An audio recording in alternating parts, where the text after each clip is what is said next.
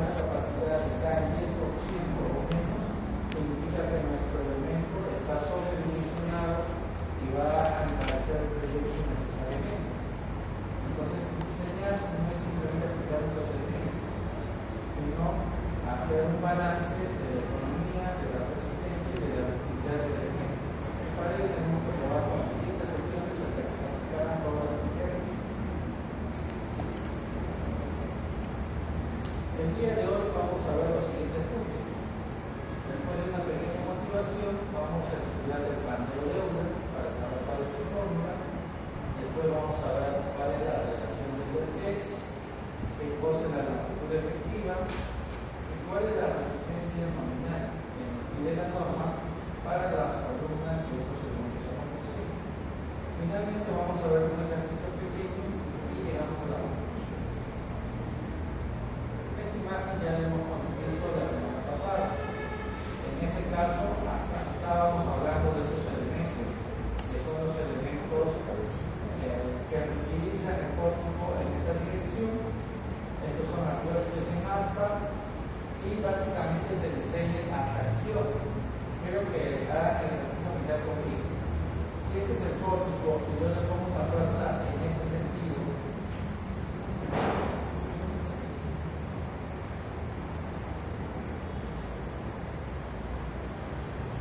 pongo una fuerza así, hacia allá, ¿qué es lo que le va a pasar a cada uno de estos atrofes? Este que está aquí se va a estirar, ¿cierto? Y este que está acá se va a comprimir. Cuando la fuerza esté en el sentido opuesto, este se va a estirar y estos otros dos se van a comprimir.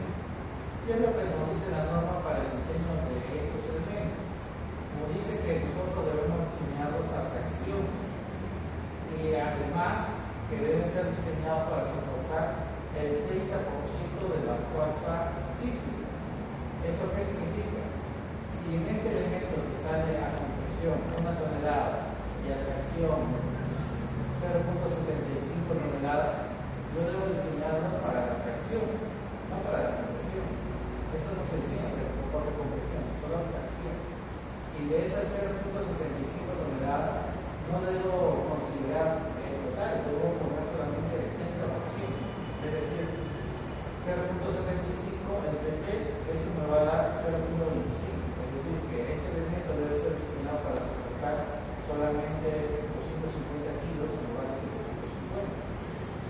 La pregunta es por qué la norma nos dice eso, ¿no?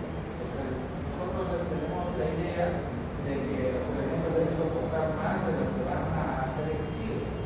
Pero la norma nos hace esa recomendación únicamente para estos elementos que están en tensión, para que ellos se rompan durante el evento sísmico o para que tengan deformaciones inelásticas no lineales y puedan utilizar energía sísmica durante el evento. Después de ocurrir el evento va a quedar sumamente deformado y se reemplaza por uno nuevo. Por eso que se le pone perno.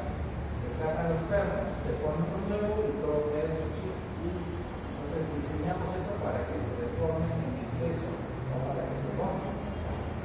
Incluso hay algunos profesionales muy pegados a la norma, con mucho conocimiento, cuando ven una configuración como esta del tubo, dicen, no, eso está mal. ¿Por qué? Porque esto está soportando más del 30%. Probablemente esto lo ha diseñado alguien que está familiarizado con concreto y no con acero. Porque el concreto sí tiene que soportar al 100%, y no se puede quitar una columna y volver a poner. Ahí no es posible hacer eso. Ahí sí se tiene que soportar al 100%. Pero cuando es acero se soporta solamente el 30% de la carga. Entonces necesitamos un buen análisis y trabajar con el 30% de la carga axial que nos resulta, después de aplicar todas las combinaciones normativas. Muy bien. Después de que hemos aprendido a diseñar estos elementos, ahora nos corresponde diseñar aquellos elementos que están a compresión. Ya habíamos visto nosotros en la PC2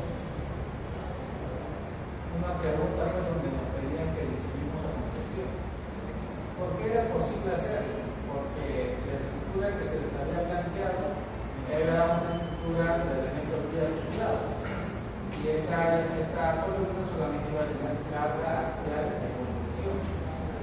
En una configuración como la que ven en la imagen, esta columna tiene carga axial de compresión y además tiene momento, y además tiene constante. Entonces, si la columna tiene carga axial, fuerza constante y momento vector, no se puede diseñar como lo que hemos visto en la TC2. Se tiene que aplicar, lo vamos a ver en esta clase. ¿De acuerdo? Bien. Entonces, vamos a ver, pues, después de esta breve explicación, qué es lo que nos dice la norma, qué es lo que nos dice el principio teórico para hacer el diseño de una columna. Para empezar, debemos recordar que el esfuerzo está definido por la fuerza en el área. El esfuerzo, eso es válido para cualquier tipo de estructura, para cualquier tipo de material. Y cuando yo tengo columnas cortas, de esta expresión puedo despejar la fuerza multiplicando el área por el esfuerzo. Y puedo llegar a saber cuál es la fuerza que resiste esa columna. De esa manera puedo decir que P, que es la fuerza que resiste la columna, es igual al área de la columna por el módulo de influencia del material, en este caso del acero. Esta fórmula va a ser válida para estas configuraciones donde las columnas son cortas y solamente voy a tener una deformación axial vertical en la misma dirección que la fuerza axial aplicada. Para ese tipo de columnas, esto es válido. Pero ¿qué pasa cuando tengo una columna mucho más larga y le aplico una carga P en los extremos? Pues la columna no se empieza a cortar, la columna se empieza a pandear, se produce un desplazamiento lateral en cualquiera de sus dos direcciones. A veces se presenta en la 2, pero primordialmente se presenta en la que es más leve. ¿Cuál es la dirección más leve? Aquella que tenga un momento de inercia más pequeñito. Entonces, para ese momento de inercia, nosotros vamos a tener esta deformación o este desplazamiento. Bueno, cuando Euler se enfrenta a este problema, dice: ¿por qué las columnas cortas aguantan 10 toneladas y por qué las columnas largas aguantan 1? Si tienen la misma sección, como pueden ver, la resistencia de una columna corta no depende de su longitud. Mientras sea corta, la longitud no interviene, que era así como está acá en esta expresión. Pero cuando la columna es muy larga, su longitud sí interviene y la resistencia es menor que esta de acá. Vamos a ver, entonces Euler hizo experimentos tanto mentales como numéricos y se dio cuenta de esto de acá. Si yo tengo una columna que está simplemente apoyada en sus extremos y le aplico una carga axial, esta columna se va a pandear de esta manera, con un solo bucle, o de estas otras maneras, con 2 bucles y con 3 bucles o con 4 o con 5. Se dio cuenta de que aparecía un modo. Entonces él dijo: ¿y cuál es esta fuerza crítica que hace que aparezca el primer bucle? Pues determinó que era esta. Esta fuerza crítica es igual a pi al cuadrado por el módulo de elasticidad por la inercia de la columna dividido entre la longitud al cuadrado. Entonces fíjate que en esta expresión la longitud sí interviene, mientras que en esta de acá la longitud no interviene. Para columnas cortas, la resistencia de la columna no depende de su longitud, pero para columnas largas, donde podemos ver estos efectos, ahí sí depende de su longitud y es inversamente proporcional al cuadrado, es decir, que esta resistencia es bien chiquita. Bien chiquita. Bueno, Euler también se dio cuenta, ¿no?, que para este caso, donde aparece un bucle, la fuerza crítica es equivalente al esfuerzo crítico, mientras que para esta que aparecen 2 bucles, la fuerza crítica es equivalente a 4 veces el esfuerzo crítico, y para la otra, donde aparecen 3 bucles, la fuerza crítica es equivalente a 9 veces el esfuerzo crítico. Entonces hay que saber también qué es el esfuerzo crítico. Porque si bien es cierto, la fuerza crítica está definida, así la definió Euler pero este otro término P, que es el esfuerzo crítico, pues no está definido. Vamos a ver cómo lo definimos. Miren, Euler dijo lo siguiente: esta es la fuerza crítica para el primer modo de pandeo, para este de acá. Entonces él dijo, esta aquí es inercia, yo la puedo reemplazar. ¿A qué es igual inercia? La inercia es igual al área por el radio de giro de la sección al cuadrado. Esto es una propiedad de la sección. Bueno, estas tres son propiedades de la sección. Entonces, si tú reemplazas esta inercia por A y S al cuadrado, la carga crítica de Euler te queda de esta manera.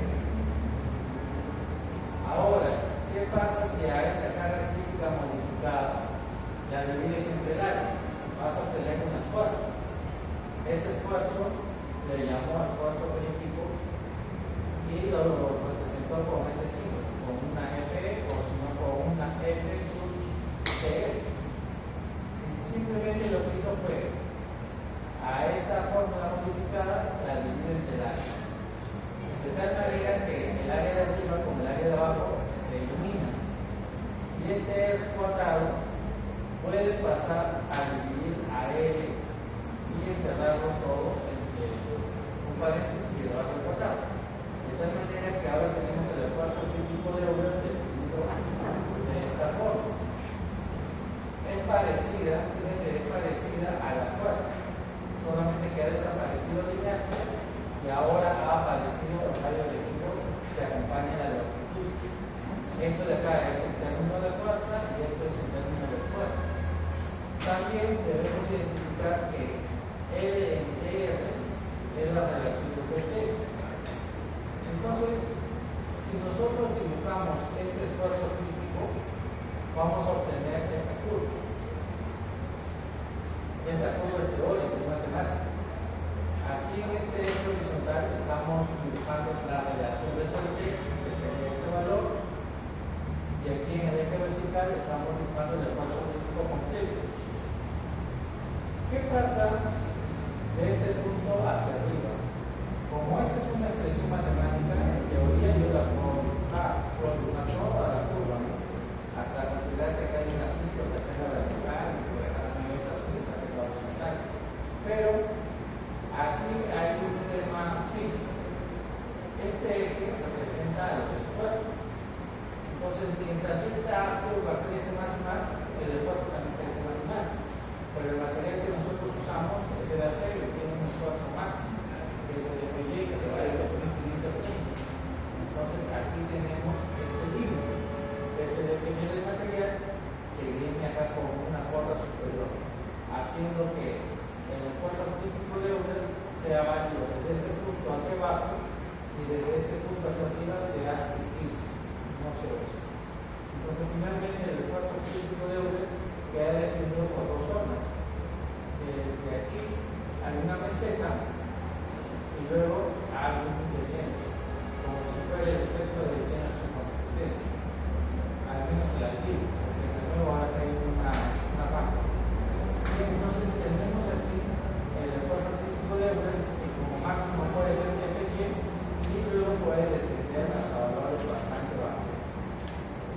Este punto se presenta para la relación de Solveig del elemento que está siendo analizado. ¿De acuerdo? Entonces, el interno se tiene que conocer. ¿Hasta ahí alguna pregunta? Muy bien, vamos a continuar.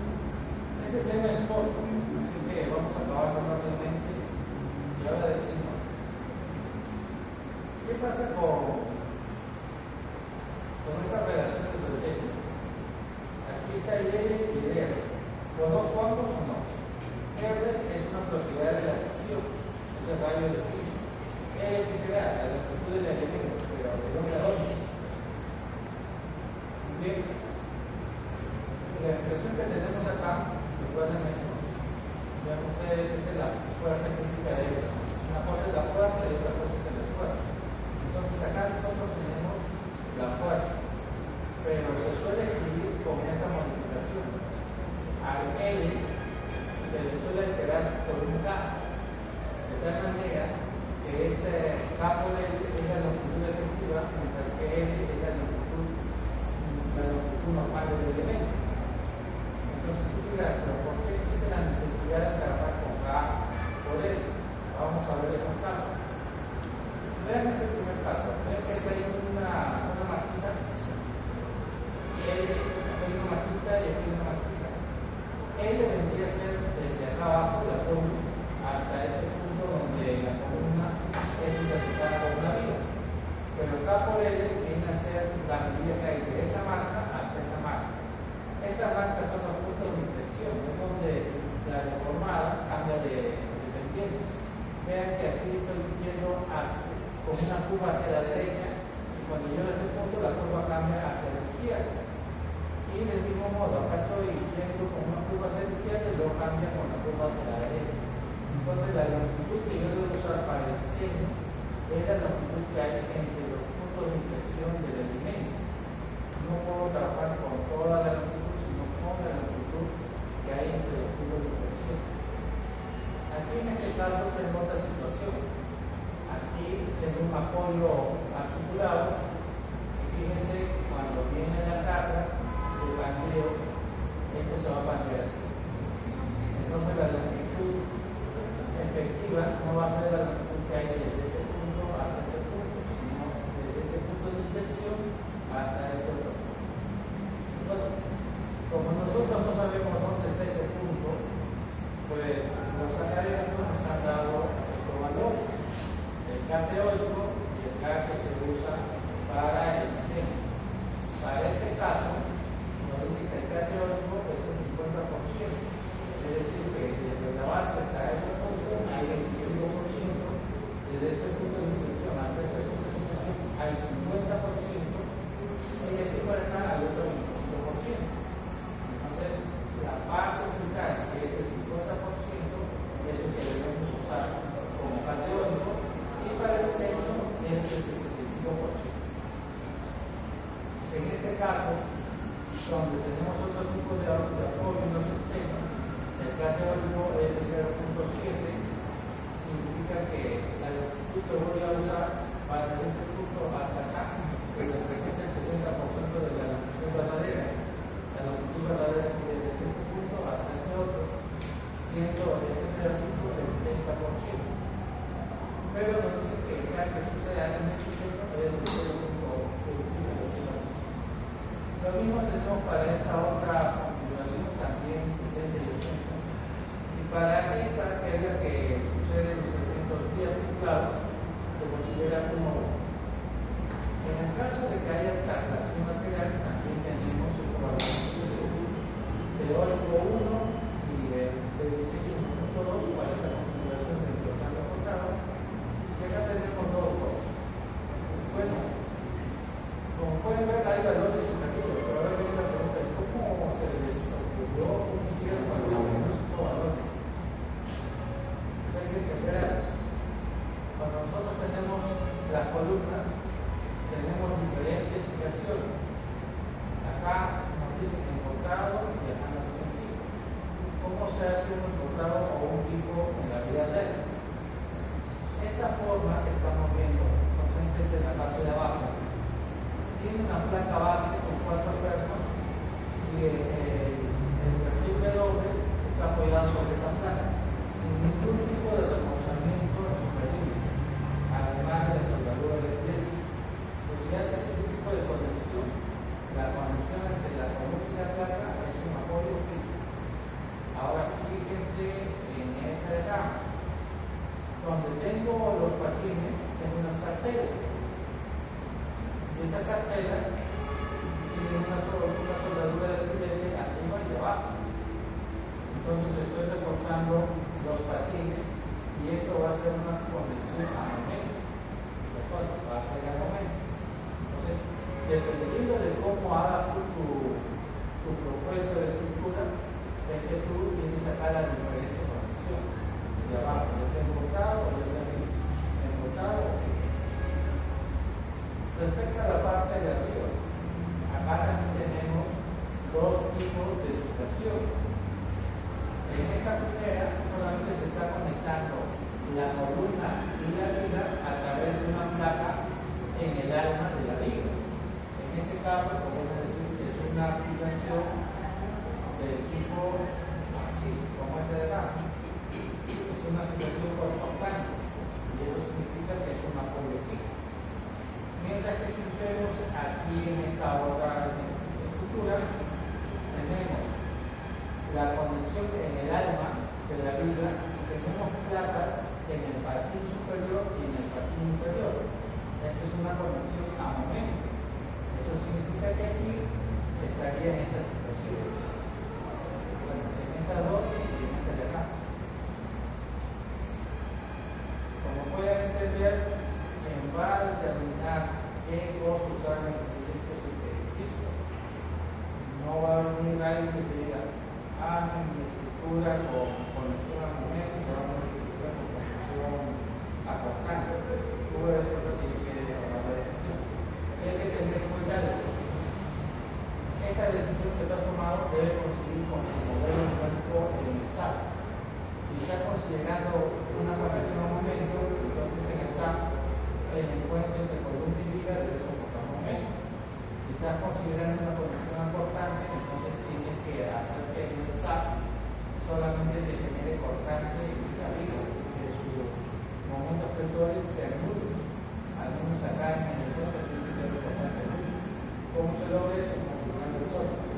Así que tienes que tener un poco de conocimiento del software más que de la teoría. Ahora viene una pregunta. Acá yo tengo una conexión de 1-1, y acá yo tengo una conexión de 2-2, y yo tengo otras conexiones intermedias. ¿A qué se debe? ¿Cómo lo han hecho? Pues cuando se ven los experimentos, lo normal es esto, cuando está ahí sometido a carga cero. Tengo una columna, tengo una viga y tengo una viga. Y considero que todos los extremos son apoyos fijos. Perfecto, cuando aplico yo una carga a la columna pueden suceder dos cosas. La primera es que se produzcan deformaciones y los nudos de apoyo se mantengan en su sitio. Acá tengo el desplazamiento y acá tengo el punto de distribución, entonces esto sería la efectiva tablera. O puede ser que se produzca desplazamiento lateral en la estructura. Imagínate que si yo tengo cambio de desplazamiento lateral y esta columna se mueve, si yo completo su trayectoria, tendría que imaginarme que esa trayectoria llega a esta columna. Esta línea vertical es la trayectoria inicial, es que inicia el elemento de esta columna.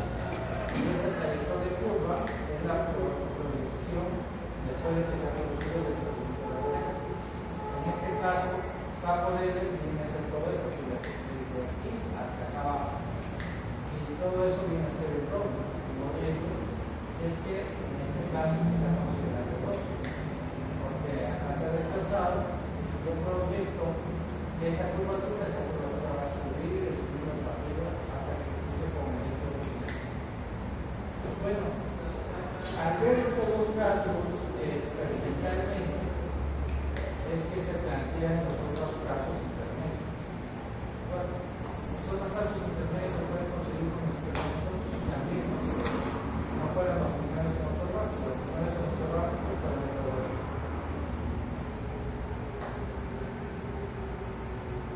Ahora viene la pregunta. Ya hemos visto la fórmula de Euler tanto para fuerza como para esfuerzo.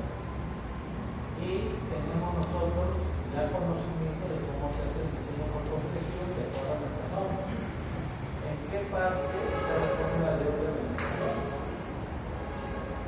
Nosotros teníamos esta expresión y esta expresión no se parece a la fórmula de Euler. ¿En qué parte está? ¿Quién dice ahí la verdad?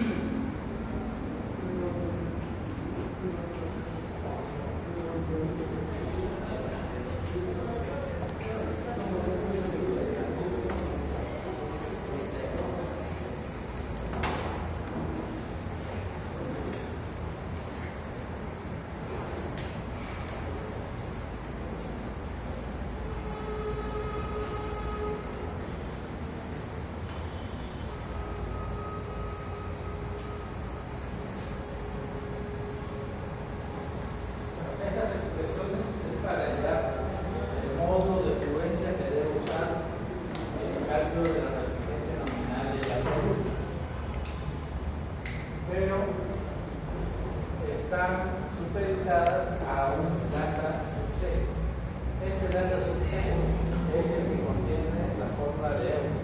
Vamos a analizar. Mira,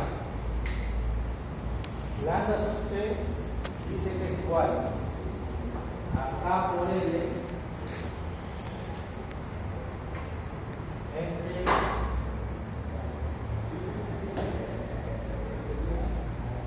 R por pi, ¿no? R por pi, todo esto está multiplicado por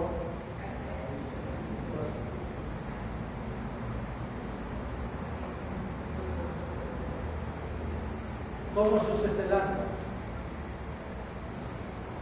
Le dicen para el lambda menores o igual a 1.5 o para lambda mayores a 1.5. Y en ambos casos aparece el lambda elevado al cuadrado. ¿Cierto? Entonces vamos a analizar lambda al cuadrado. ¿Qué pasa si lo elevo al cuadrado? Voy a obtener a al cuadrado, n al cuadrado, r al cuadrado, y al cuadrado, f de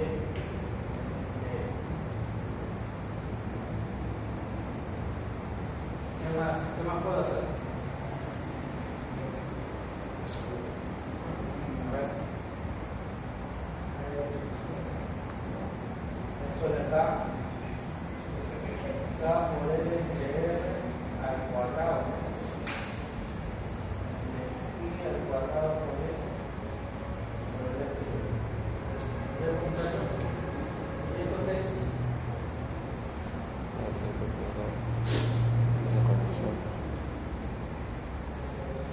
Esto es igual a la inversa de la fórmula de Euler.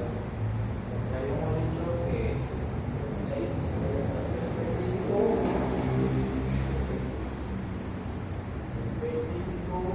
es igual a pi al cuadrado por L entre A por L entre R al cuadrado. Obviamente que en la fórmula inicial de Euler es igual a P al cuadrado por L entre R al cuadrado. Así es, ¿cierto? Y esta ahí, ¿cómo se reemplazó? Se dijo, ¿no? Y es igual al área por R al cuadrado. Eso lo reemplazamos y llegamos a esta expresión. Entonces, como pueden ver, la norma peruana no es explícita, no te dice aquí estoy usando la inversa de la fórmula de Euler, pero cuando haces el análisis de lo que se tiene, aquí está la fórmula de Euler.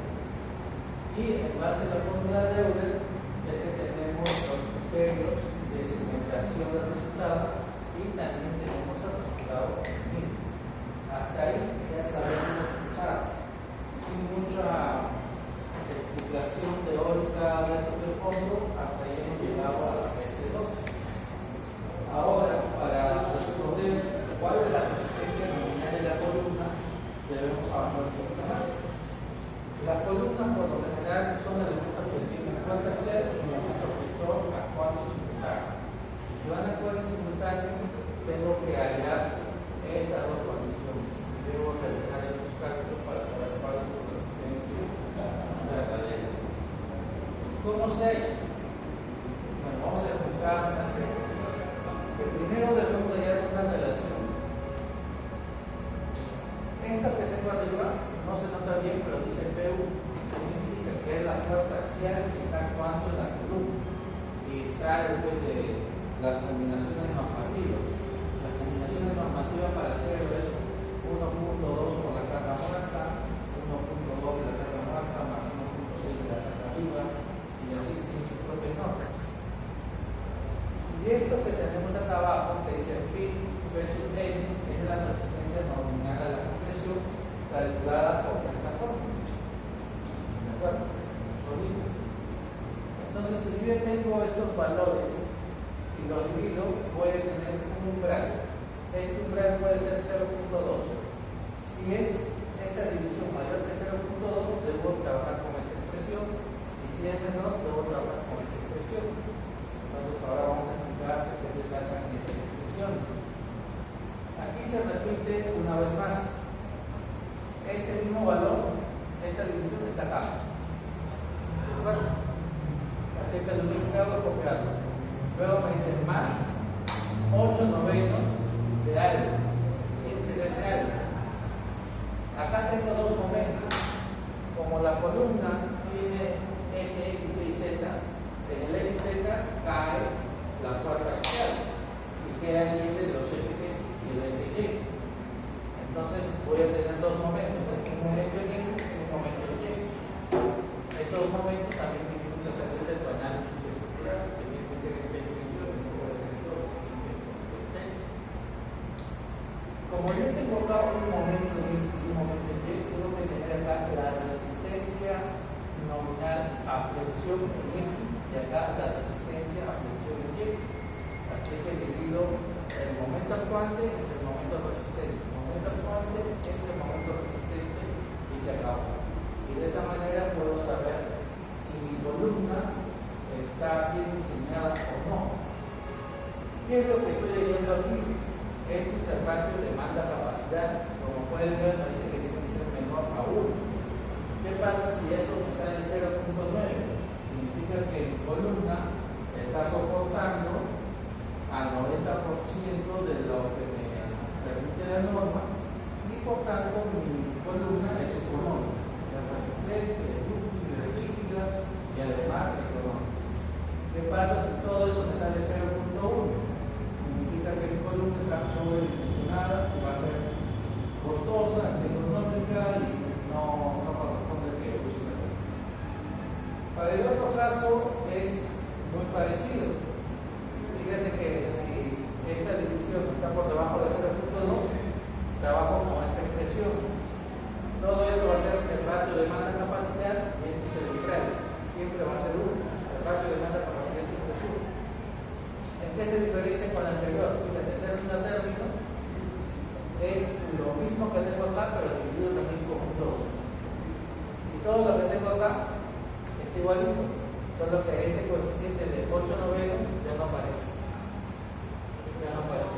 Todo lo demás es igual, dividido el momento que resiste, perdón, el momento que actúa es el momento que resiste y de esa manera puedo hallar cuál es el ratio de demanda-capacidad. Entonces, debe quedar claro de ahora en adelante que lo que valida mi diseño como bueno, como correcto, es el ratio de demanda-capacidad. En el caso de tensión pura o de compresión pura, pues esos ratios simplemente dividir los valores y se acabó. ¿Qué es lo que nos falta para que podamos aplicar ese ratio a nuestras columnas?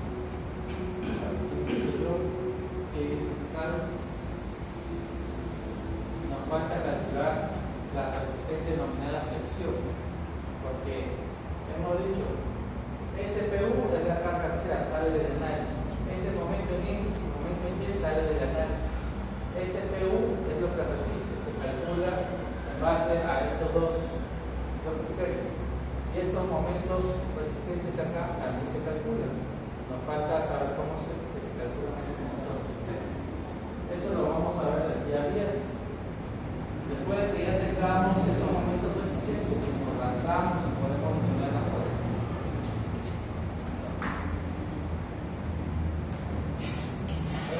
Vamos a hacer los ejemplos. Aquí tengo dos ejemplos. Me dice, hay la carga crítica de Euler para una columna de 10 metros de alto perteneciente a un pórtico con un vano de 5 metros. La columna es un perfil de doble 12 por 5,69. Lo vamos a hacer. Recuerden, una cosa es hallar la carga crítica de Euler y otra cosa es hacer el diseño por compresión pura o el diseño por flexo-compresión de la columna. El diseño se hace en base a la dureza de la norma, no en base a la dureza de la teoría. Esta pregunta es una pregunta teórica, solamente nos pide calcular la carga crítica del candeo. Vamos a ver si se candea o no.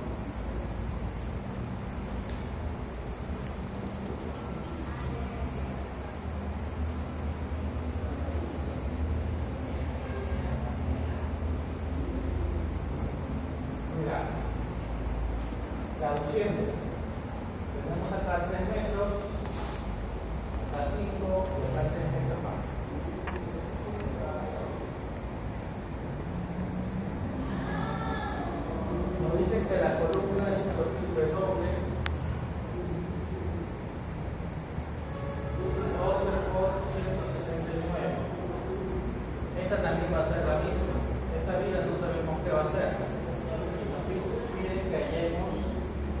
la carga crítica de Euler. ¿Por qué le llamamos 1? Recuerden que le llamamos 1 porque la carga crítica de Euler 1 tiene una deformada así.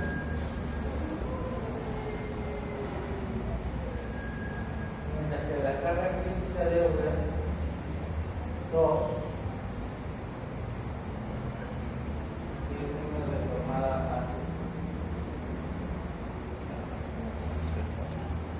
Entonces, si te digo, halle usted la carga crítica de Euler es, tiene que conocer la fórmula para la carga crítica de Euler. Aquí la carga crítica de Euler 1, ¿a qué es igual, muchachos? Cuadrado por e por integer 0 cuadrado. Muy bien. Esa es la primera exposición. Muy bien. Pi cuadrado sería 10.14 al cuadrado. La elasticidad. ¿Cuánto vale la elasticidad? Vale 2 kilómetros. Vamos a trabajar en kilogramos centímetros. La inercia, ¿cuánto vale la inercia? ¿Cuánto vale la longitud? Muy bien, vale 100 metros. Eso significa 300 centímetros al cuadrado. Me faltaría la inercia. Para saber cuánto vale la inercia, tengo que entrar a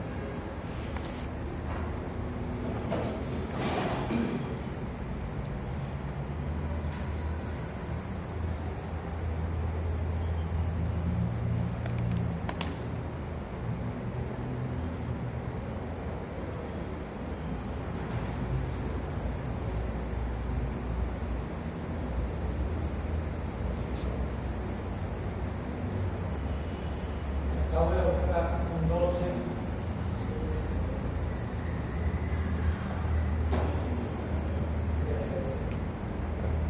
¿No hay otro? Necesita 69.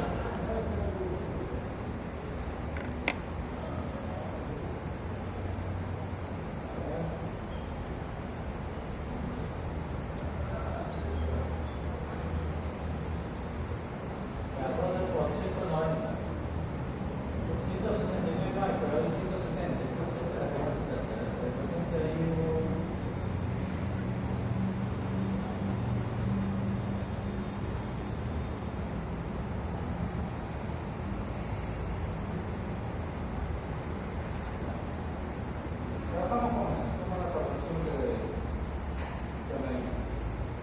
Este tiene una inercia. Hay que verificar dónde está ese dato de inercia.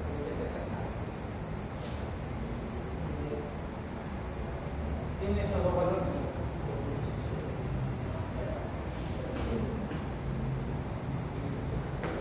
Entonces sería 12 por 170.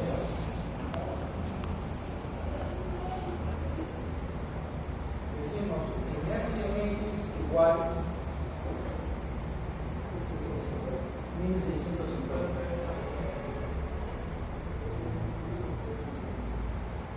Y la inercia en Y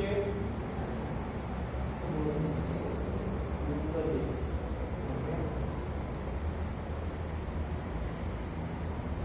Esto lo tengo que pasar a centímetros cuadrados.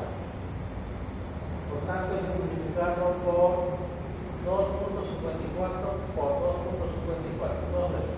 ¿Cuánto será?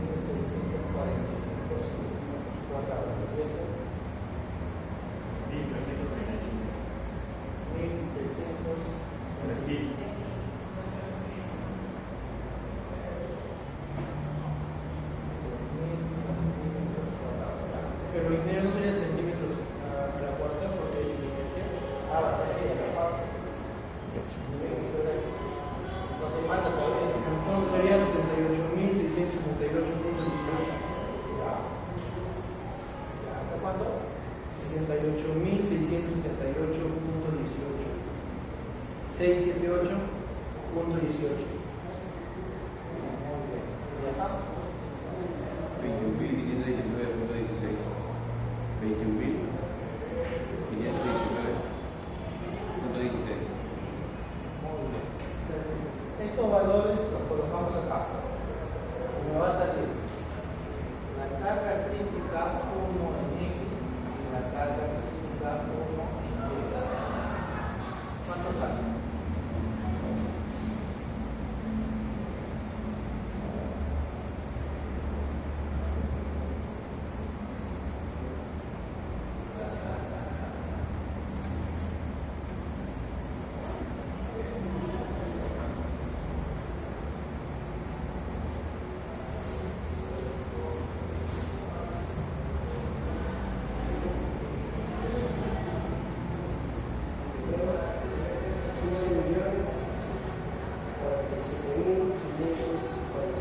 Kilogramos.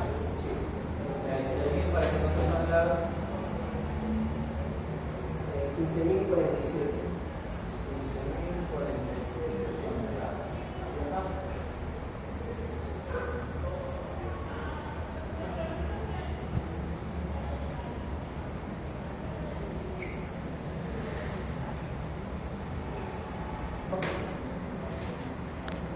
De la carga crítica en X y de la carga crítica en Y. Por tanto, sería 4.714. Bueno, eso es la carga crítica. ¿Alguna duda, alguna pregunta? En el momento no consideramos la fórmula acá. ¿No puedo usar la otra? Puede ser, a ver. La segunda forma dice que usamos el crítica 1 como y al cuadrado por E entre R al cuadrado. ¿Así se dice?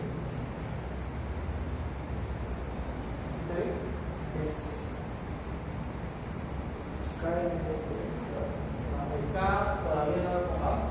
Ya todavía no lo mojamos. Porque sí debería ir acá un K. Pero acá no sabemos si hay desplazamiento lateral o no. Porque no nos han dado las cargas. Entonces, si no nos han dado las cargas, asumimos que el K vale 1. Quedaría así. Bueno, vamos a ver cuánto sería el contrario. 3.14 al cuadrado por 2 millones. Y acá la longitud sería 300.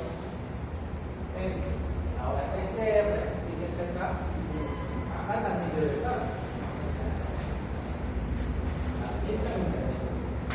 Y tengo R en X y R en Y. R en X 5.74 y R en Y 3.22. Entonces, ustedes me dicen las 5.74.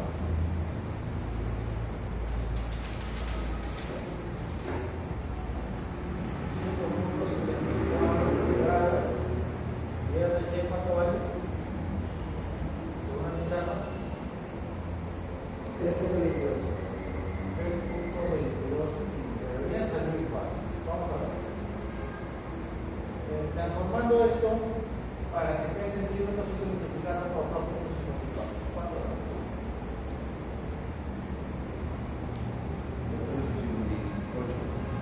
14. ¿Cuánto? 14. 58.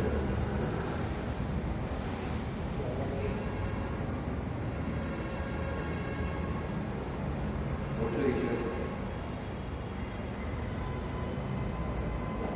Este valor viene aquí y se divide el cuadrado. Entonces tendría la carga crítica 1 en X y la carga crítica 1 en Y. ¿Cuánto me da?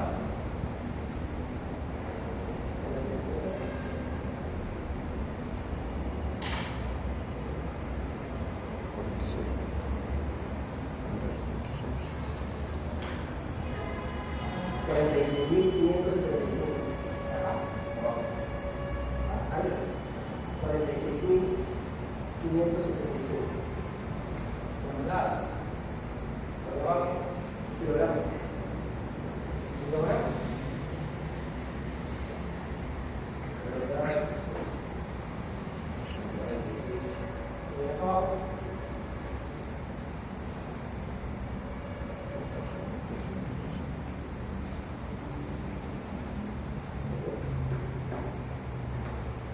14.660 megavatios. Un poco raro, ¿no?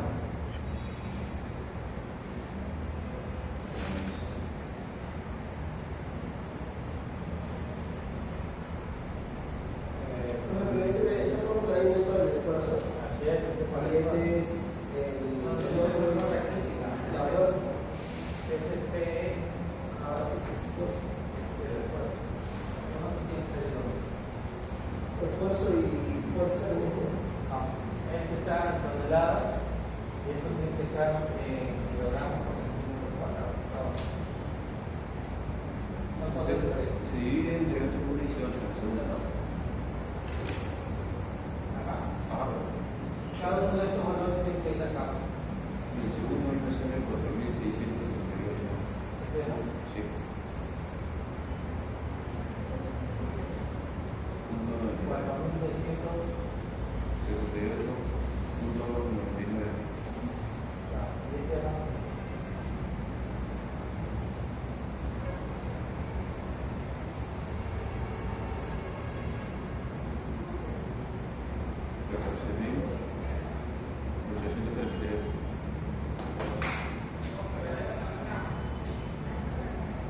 No sale esto. A mí me sale 14.833. Ahora me dice.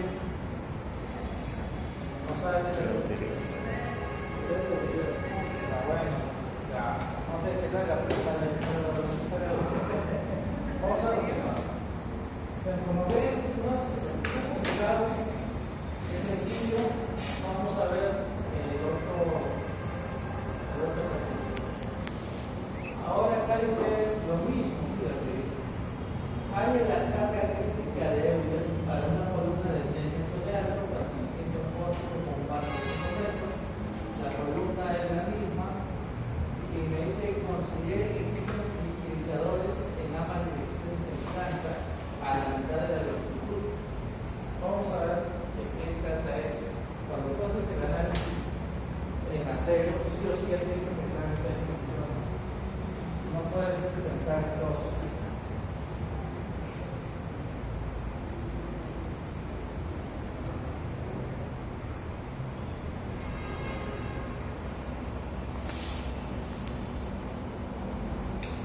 Entonces, para pensar en tres dimensiones,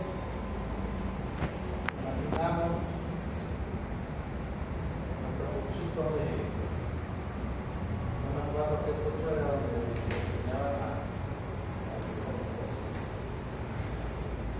tenemos aquí una columna, tenemos acá una viga, tenemos acá una columna. Aquí vamos a tener los 5 metros, por aquí vamos a tener los 3 metros. Y nos dice que existen ajustes en ambas direcciones en planta. Las direcciones en planta son X, Y, es que de acá empieza el Z. Entonces, para que existan liquidizadores o atiesadores, significa que esta columna tiene algún elemento que le está restringiendo lateralmente aquí y le está restringiendo lateralmente aquí. En X y Y. ¿De acuerdo?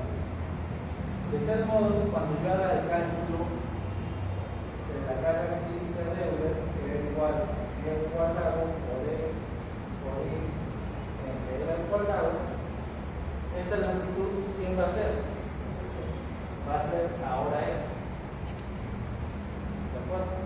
Y esto también va a ser L, que va a ser igual a 3 entre 2.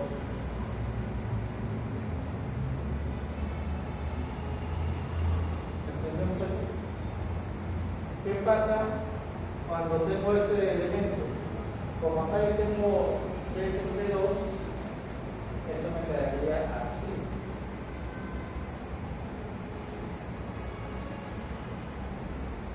Despejando, esto me quedaría 4 por pi al cuadrado por e por i entre el cuadrado. Este término sigue siendo la carga crítica, pero ahora está multiplicado por un factor de 4. Es decir, que mientras yo voy aumentando elementos que utilicen a esta columna, su resistencia va a ir aumentando. ¿De acuerdo? Aumenta bastante. ¿Alguna duda, alguna pregunta? ¿Qué pasa si estoy en una situación donde está utilizado para un lado, pero no para el otro? Pues este criterio solamente se va a aplicar en este lado. Y para el otro, pues va a seguir siendo esta expresión que tenía. ¿Por qué es importante hacer esta aclaración? Porque lo mismo sucede también con los momentos. Entonces puede ser que tenga una resistencia al momento en una dirección y una resistencia al momento en otra dirección. Y esa fórmula que hemos visto, esta de acá,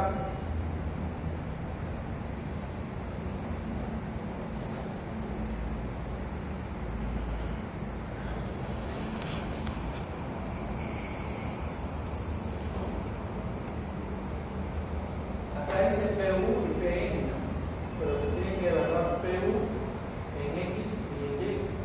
Entonces, este PU va a ser la fuerza axial. En X y en Y no va a importar porque la fuerza axial viene en Z, así que va a ser la misma. Pero este P sub N sí puede ser P sub N en X o P sub N en Y, y debo colocar la más crítica. Por eso que debo tener en consideración si tiene o no ajustes, porque eso va a darme valores diferentes de la carga. ¿Hasta ahí alguna duda, alguna pregunta, muchachos?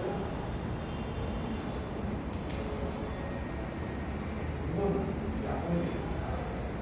Bien, esa es la clase del día de hoy. Voy a aprovechar que tenemos hasta las 10 para resolver el examen. Que vean cómo era la respuesta a esta pregunta. La primera decía, haga usted el análisis, ¿cierto? Y para hacer el análisis tenía que tener un programa. No poder usar la mano, a mí no me hace eso, no hago el análisis. ¿Sí lo entienden? Entonces vamos a buscar algún programita en internet. Vamos a poner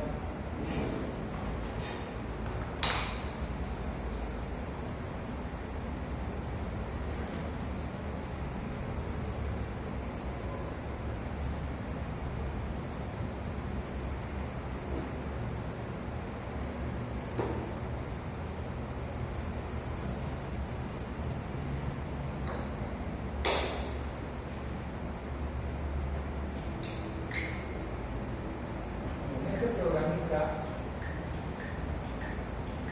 nos dice pues, que podemos resolver las estructuras al menos hasta 2 veces se puede, y unos cuantos puntitos. Ya las armaduras que se han resuelto. Vamos a aplicar aquí los modos con un nuevo nudo. El primero va a ser en el 0,0. Le decimos aplicar y allá aparece un nodo. El siguiente va a ser, ¿quién recuerda? Estaba a 3 metros, ¿no? A 3 y 0. Y el siguiente va a ser en 0.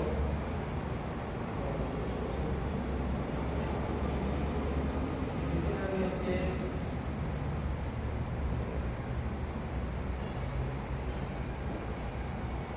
ahí tengo los 4 nudos, solamente voy a hacer el análisis en blanco. Y ahora me dicen lo mismo. Pues va a ir del nudo 1 al nudo 3. Ahí tengo un miembro. Luego va a ir del nudo 2 al nudo 4. Y tengo otro miembro. Luego viene del nudo 3 al nudo 4. Y finalmente tengo 2 diagonales. Que vienen del 1 al 4.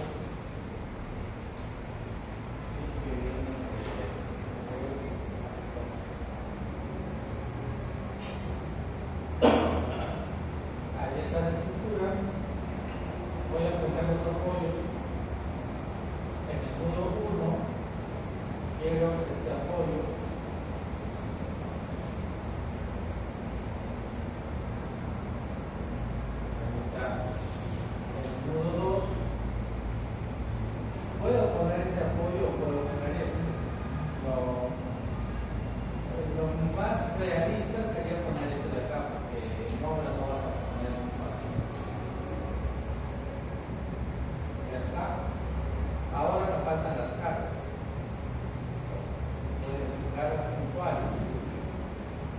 nudos que miren que tengo ahí, me dicen qué magnitud. Aquí está en kilonewton. ¿Lo puedo cambiar? Pues no sé si se puede o no, pero yo tenía carga axial, si no me equivoco, 0.6 toneladas. ¿Eso kilonewton cuánto es? Excelente, muy bien. Y eso debería estar pues aquí. Mira, y ahí hay una forma.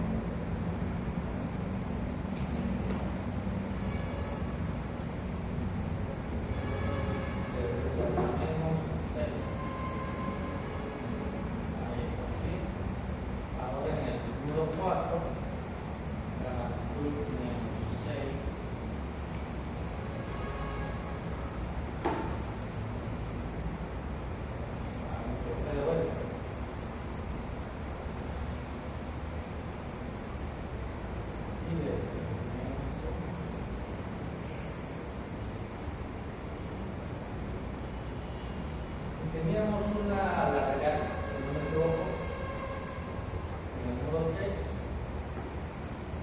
que sería 0.6 también.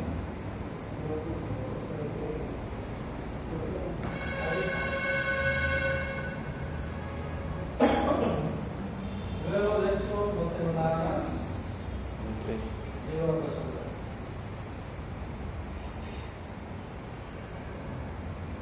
Esperamos, decimos ok, vamos a ver qué es lo que resulta.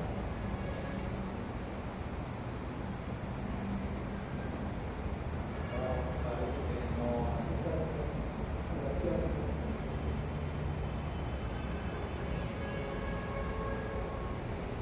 Aquí está.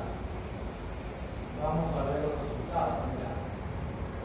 Tenemos que esta columnita tiene una fuerza axial de 0.23 kilonewton. ¿Cuánto significa eso en toneladas? Se divide entre 10, ¿no es cierto? 0.023, o sea, 23 kilos. 23 kilos, eso no es nada. Esta columnita tiene una fuerza de 7.87 kilonewton. Para toneladas se divide entre 10 y me queda 0.78 toneladas, o sea, 787 kilos. Eso es lo que tenemos. El objetivo de la PC2 era diseñar los elementos que están en la leona y la columna. Hay que diseñarlos en el mismo tiempo. ¿Cuál quieren diseñar primero? ¿La leona o la columna? La columna. Vamos a ver. Entonces la columna es evidente que hay que la clica. Y se tiene que diseñar para 0.787 kilogramos. Vamos a contar. Vamos a empezar a hacer.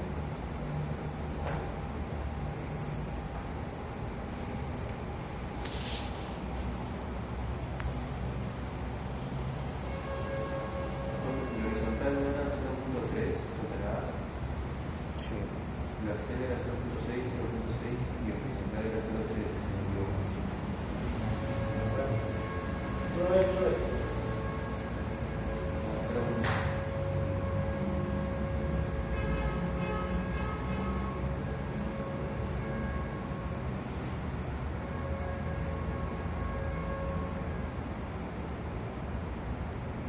Todo en toneladas.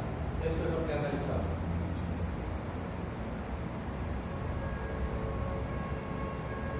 Dice que este resultado en la axial sale. Las indicaciones que se dieron fue 0.3 la carga horizontal. No, fue de 0.6 en y. Porque era 0.3. A ver.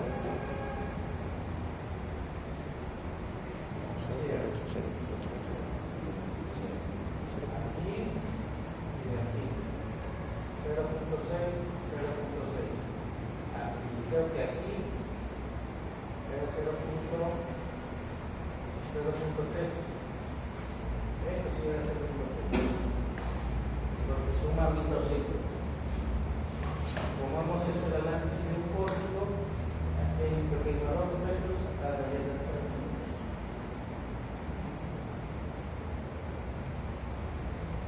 así. La vamos a corregir porque estos no son los resultados. Yo lo mandé en WhatsApp, creo.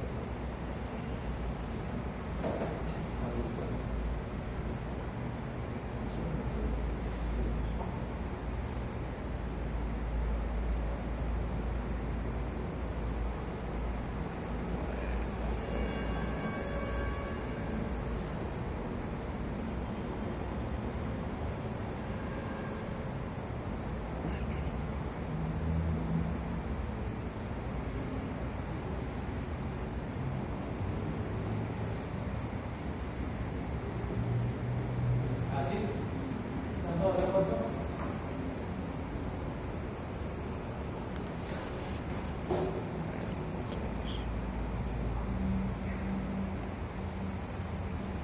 Ahora tenemos estos resultados, son diferentes. Aquí tendríamos 0.2 toneladas y aquí tendríamos 0.58 toneladas. ¿Cómo debieron presentar el examen? El punto 1 pedía análisis, así que esos eran los datos del carro que tenían que presentar también los datos de acción.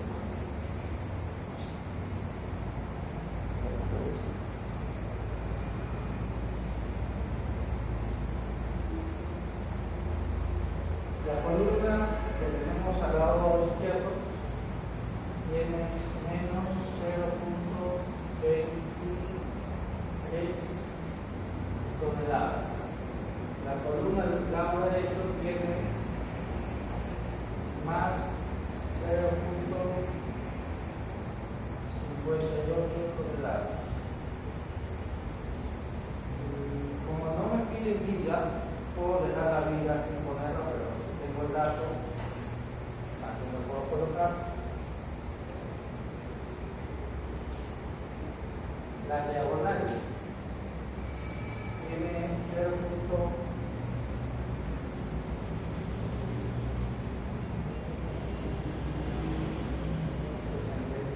y la otra diagonal menos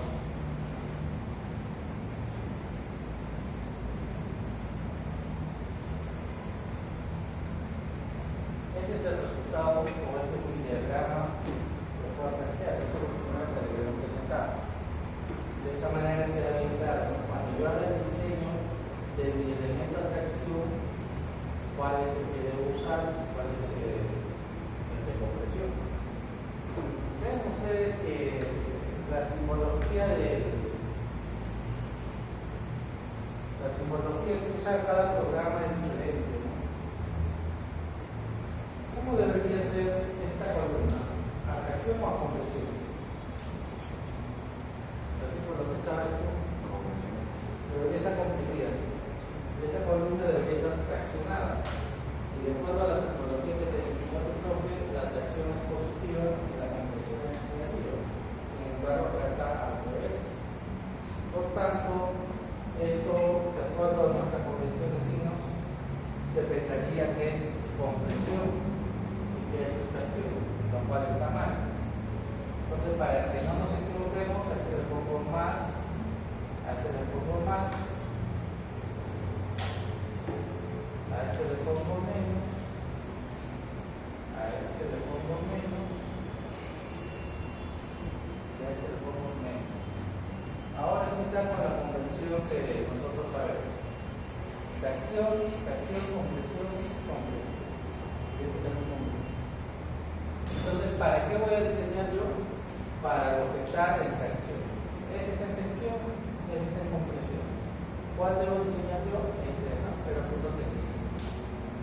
Pero queríamos diseñar la columna, ¿no? Ya,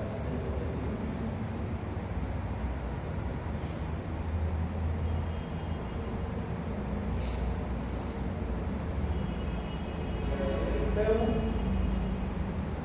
es 0.58 toneladas.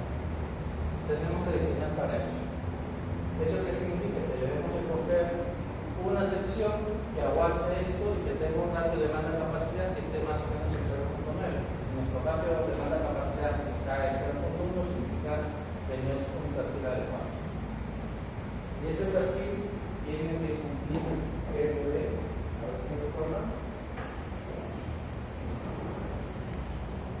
Pasa.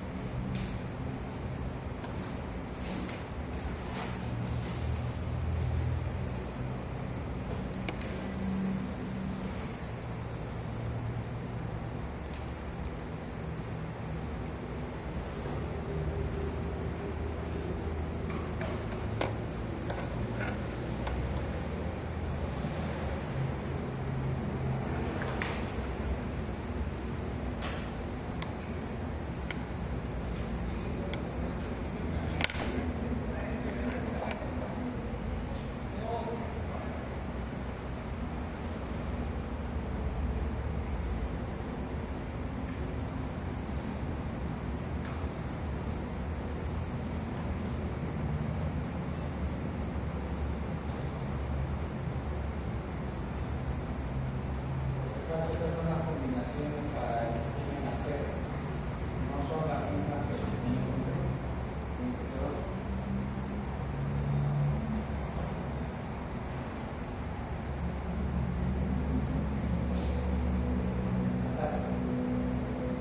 Dice así, relaciones límite ancho-espesor para elementos en compresión. Eso significa que yo voy a encargar el catálogo. Tengo que escoger uno de estos perfiles. Mayormente trabajamos con esto, pero no significa que nosotros no puedan hacer solución. En clase habíamos dicho que este elemento, así como está, solamente sirve para reacción en zonas sísmicas. Así que este no se puede coger así solito para compresión en ninguna de las zonas. Pero nosotros tenemos que evaluar para ver si son compactos o no compactos y si lo podemos usar o no. Entonces, para hacer esa evaluación, tenemos la norma, ¿dónde está la norma? Acá está. Entonces, yo tengo que escoger un perfil que para empezar sea compacto. Acá, como pueden ver, me habla de elementos con alas. Esto significa que tiene forma de I. No quiero usar eso porque es un elemento muy grande. Si no hay otro, pues ya no me queda otro. Tendré que usarlo. Luego dice alas encendidas también en forma de I. Acá dice en forma de I. Acá no sé de a qué se refiere. Acá de vuelta dice en forma de I.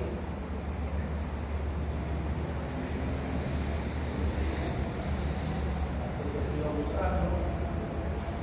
Tampoco. Forma de T.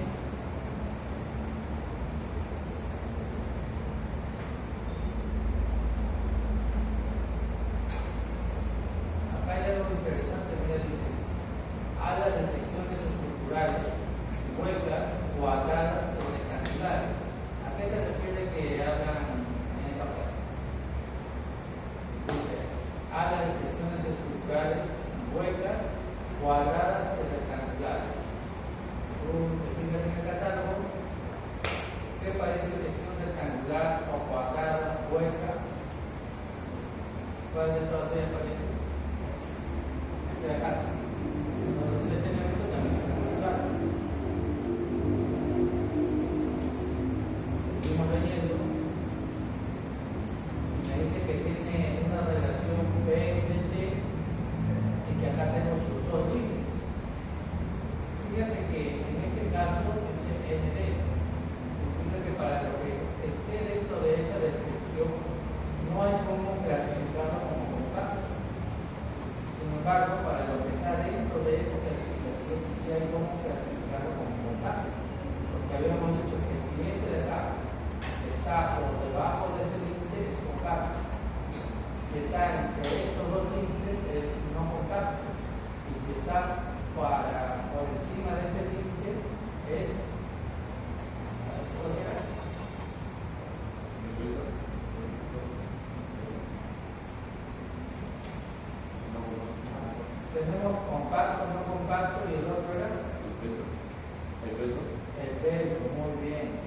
Entonces, también habíamos dicho que cuando hacemos el diseño por compresión, el elemento tiene que ser compacto, sí o sí. Entonces, no puedo trabajar con esta fila porque no podemos clasificarla como compacto, con esta tampoco, Tengo que trabajar con las filas que tengan el límite, el umbral de clasificación de compacto. Entonces, puedo trabajar con esta, o con esta otra, o con esta de acá abajo. Sin embargo, aquí en esta de arriba dice claramente que es para ligas que tienen forma de I. Y yo ya sé que esas ligas son muy grandes para una carga tan chiquitita. Ahora me vengo acá y veo que es una sección cuadrada rectangular. Entonces puedo buscar un tubo que sea pequeñito, que pueda ser clasificado como compacto y que cumpla con este límite. ¿Cómo escogemos ese tubo maravilloso? ¿Cómo lo hacemos?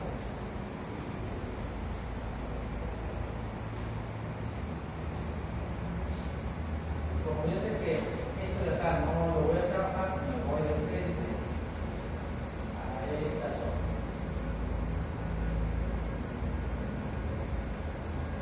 Como pueden ver, aquí el más chiquitito es un rectángulo de 1 pulgada por 2. Como yo tengo una carga que es más o menos media tonelada, que son 500 kilos, de repente es lo mismo. ¿Cuánta área tiene? Vamos a ver. Nosotros decimos el esfuerzo es igual a fuerza de área. Esta fuerza ya la tengo. Entonces le traigo el espejo que el área es igual a la fuerza entre el esfuerzo.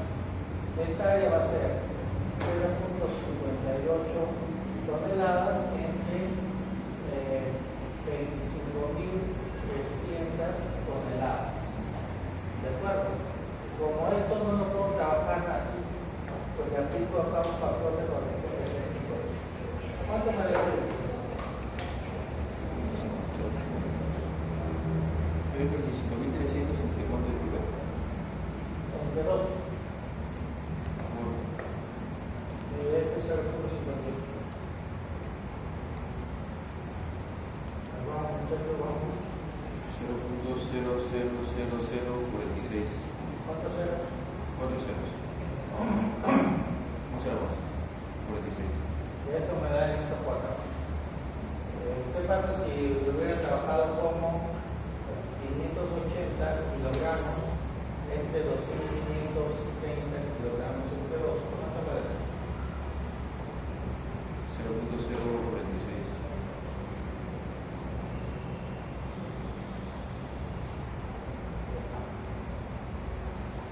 Muy bien.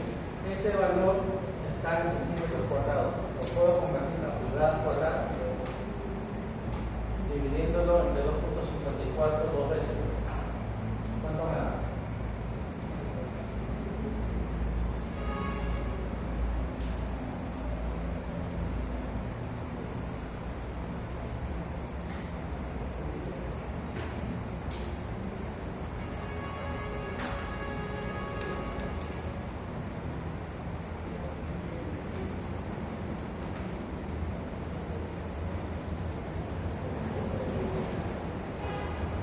¿Eso está bien? A ver, Luciano. Una vez 25.300. Acá, para acá es 2.530. Porque estoy trabajando en kilogramos. Aquí un cero de más.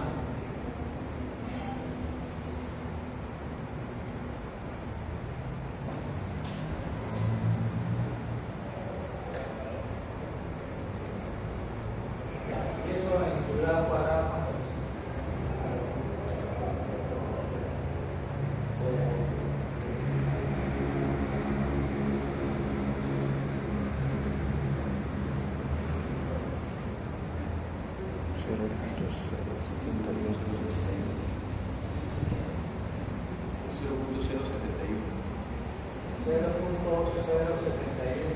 pulgadas cuadradas.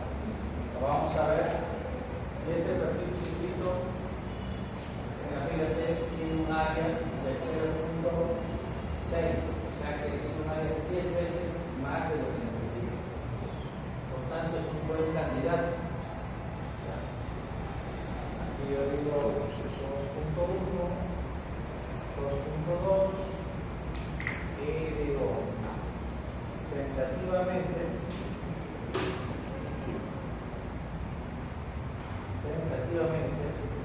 voy a usar un HSS 2x1 por 1/8. Tentativamente. Ahora, en el punto 2.3 tengo que clasificar.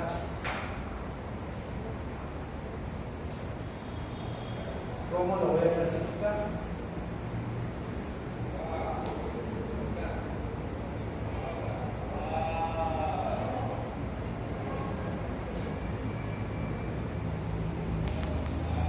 Vamos a cerrar.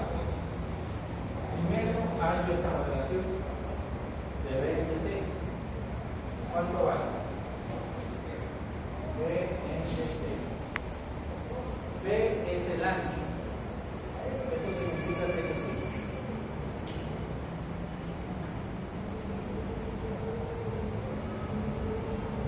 Aquí vale 1 pulgada, aquí vale 2 pulgadas, y esto de acá es 1/8. Entonces, cuando yo hallo la relación 20T, es esta base, 1 pulgada, 20 el espesor, que es 1/8. Esto que me va a dar 8 adimensional. Si lo cambio a centímetros o a metros, ¿esto va a cambiar? No, entonces no va a cambiar. Lo dejamos ahí. Ahora tengo que hallar esos umbrales. Es 500 entre la raíz de delta por y 625. Entonces yo digo 500 entre la raíz de delta últimas, no, de y va a ser igual a 500 entre la raíz. Me dice que tiene que estar en megapascales, es decir, que aquí yo pondré 253. ¿Cuánto me sale eso? 31.43.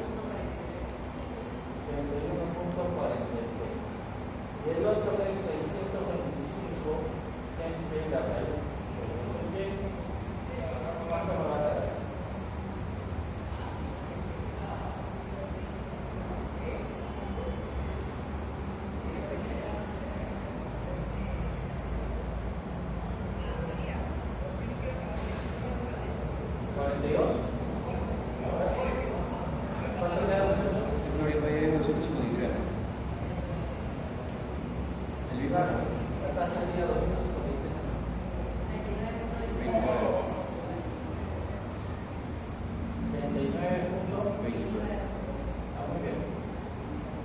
Estos dos umbrales se dibujan en una recta. Acá tenemos 31.46 y acá tenemos 39.29. Y este BT se dibuja sobre la recta. 8 está por acá, ¿no? Esta B de T igual a 8. Si caigo en esta zona es compacto. Caigo en esta zona es no compacto. Caigo de aquí para allá es suelto. Entonces, ¿en qué zona caigo? Perfecto. Entonces yo digo, por lo tanto, el HSS 2/1/1/8 es compacto. Ya definí que es compacto, recién puedo hacer el diseño. Y para hacer el diseño hay que trabajar con una norma que dice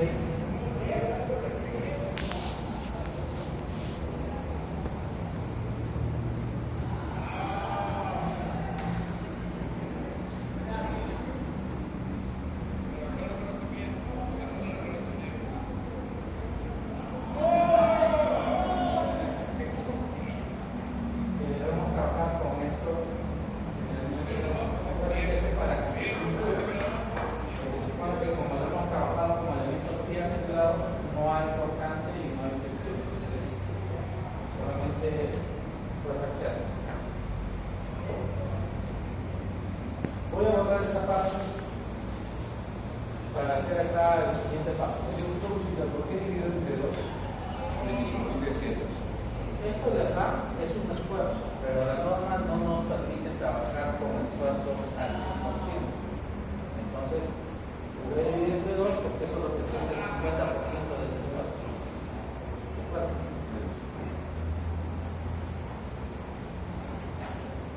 Ahora vamos al paso 9.4. ¿Cómo debemos trabajar con esta norma? Fíjate que debemos hallar el lambda C. Y el lambda C ya hemos dicho que está relacionado con la fórmula de Euler. La por L entre lambda C va a ser igual a K por L entre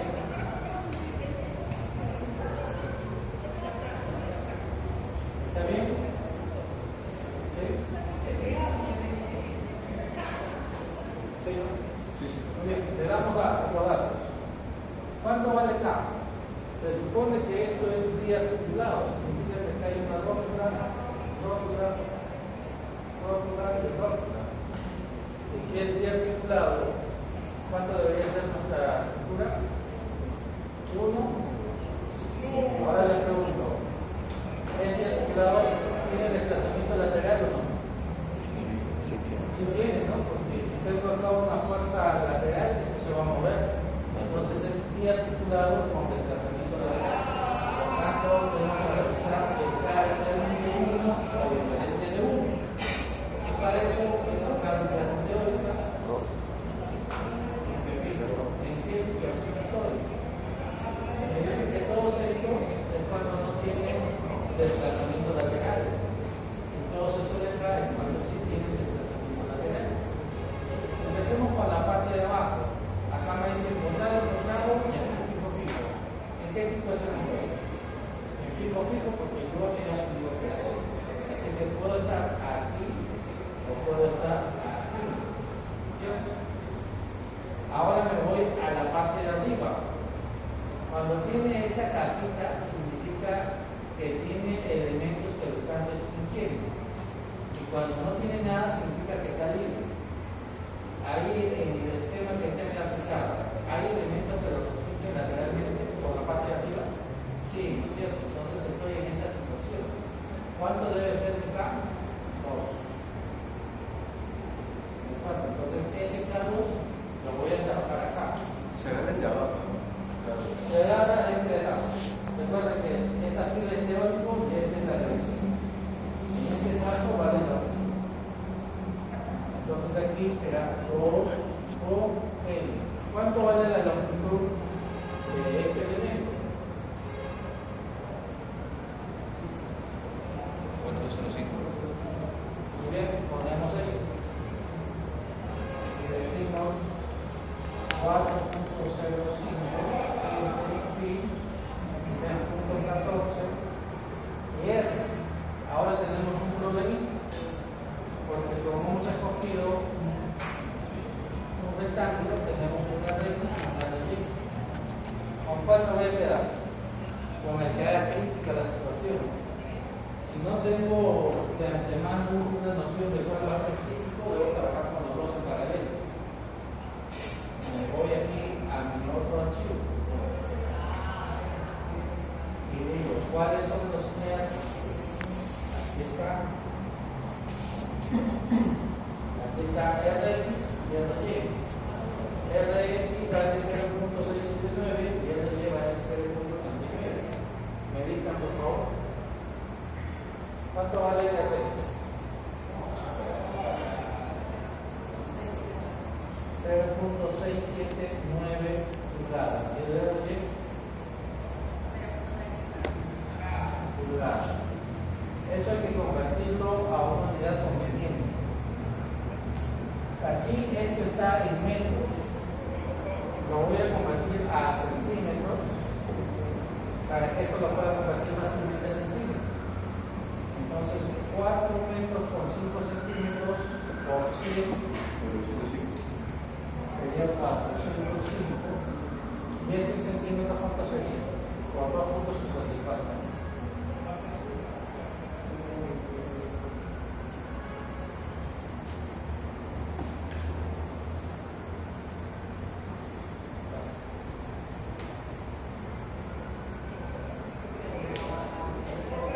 centímetros de acá. 0.99. Esos valores van a ir acá. Aquí tenemos que hacer una división. Como estas expresiones son de la norma probable, todos tienen megapascales. Así que vamos a poner 256. Y acá deberían estar 2 millones de kilogramos por centímetro cuadrado. Pero en megapascales sería 200.000 nada más. Como pueden ver, vamos a tener dos valores de lambda C. Vamos a tener un lambda C en X, un lambda C en Y. Cuando coloque este valor aquí, voy a tener dos resultados de 5.23.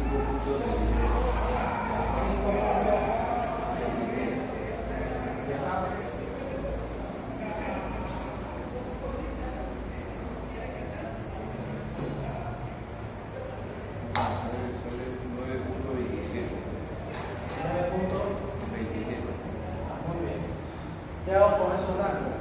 Regreso la nota.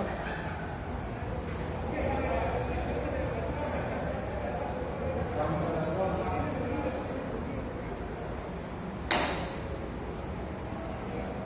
Y me dice, lambda C unidad, que es 1.5. En ambos casos estoy por encima, ¿cierto? Entonces en ambos casos debo trabajar con esta fórmula. Si uno de esos valores de lambda Cx por Y estuviera por arriba o por debajo de 1.5, tendría que trabajar para cada caso con su propia fórmula. Aquí, para los dos voy a trabajar con un FC igual a 0.877, ¿no? 77 entre lambda C al cuadrado.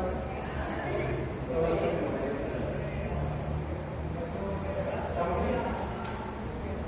Porque si uno sale mayor y el otro menor, pues Es que trabajarías, digamos así.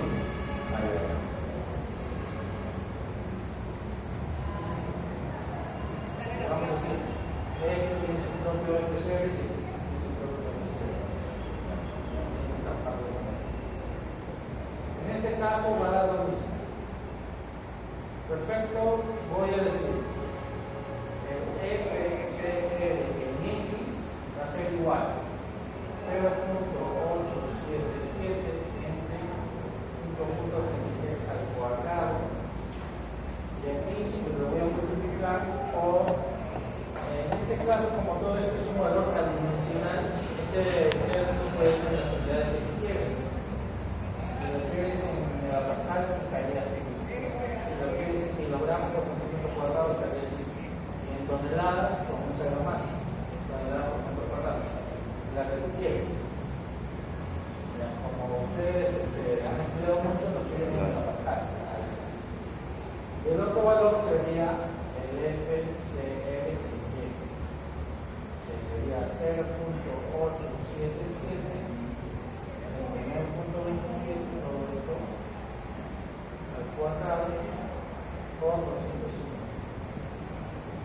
Ya lo vamos a poner en kilogramos, ya que es lo que más entendemos nosotros. ¿Cuánto sale?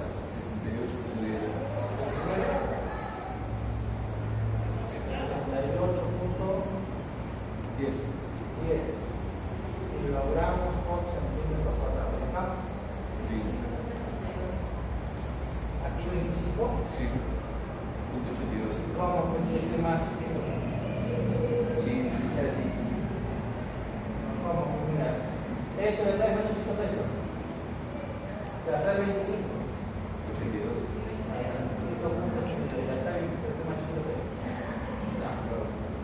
Ya tienes los dos valores del FC crítico. ¿Qué vas a hacer con ese FC crítico? Vas a hallar el P sub E. Entonces tú dices aquí, perfecto,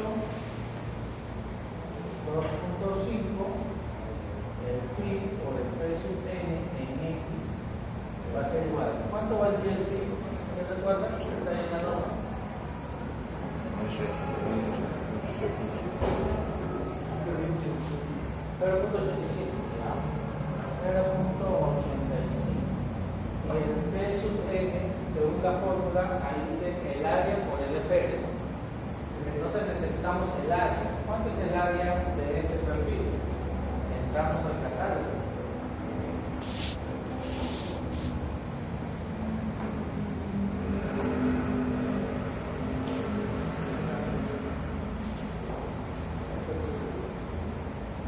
El área está en unidades cuadradas.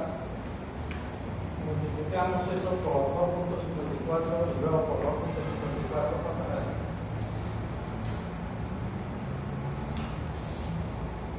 ¿Cuánto es eso? 0.608 por 2.54 y después por 2.54. 3.92. ¿Cuánto? 3.92. 3.92, esto está en centímetros cuadrados, y lo vamos a multiplicar por ese valor, 78.10, y eso me va a dar una resistencia, 260.23. 260.23 kilogramos. ¿Sí? Ahora voy a tener un phi por P sub n en y, que va a ser igual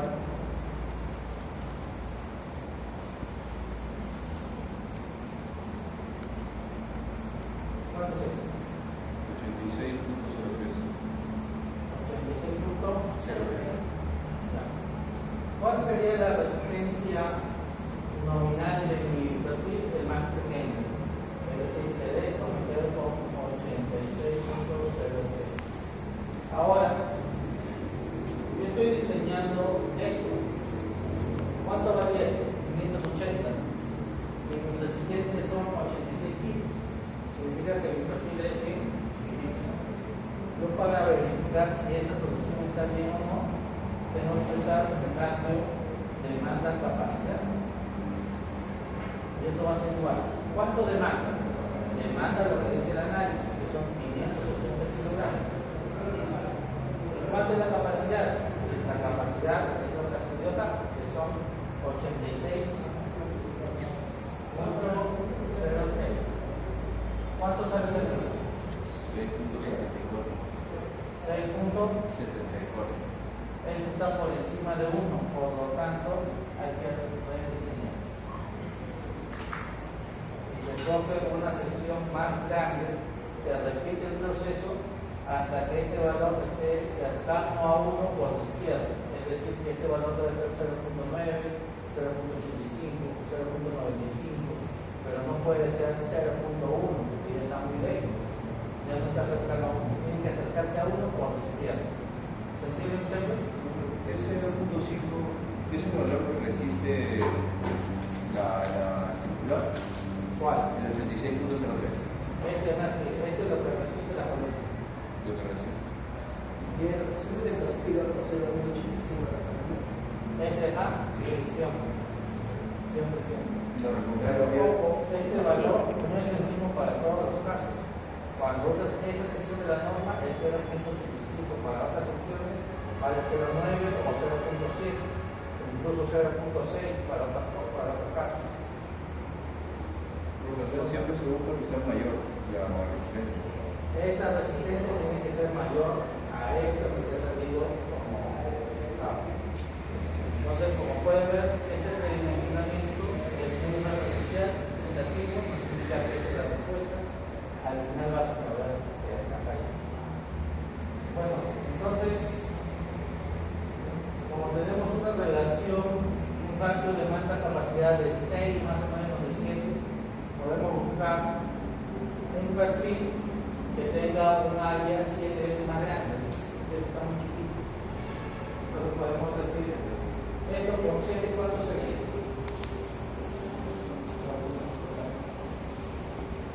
Por 6 por 7, si no me equivoco, es 42. 26. Me sale a 4 puntos y algo. 26. 4.26, ahora el siguiente. El siguiente.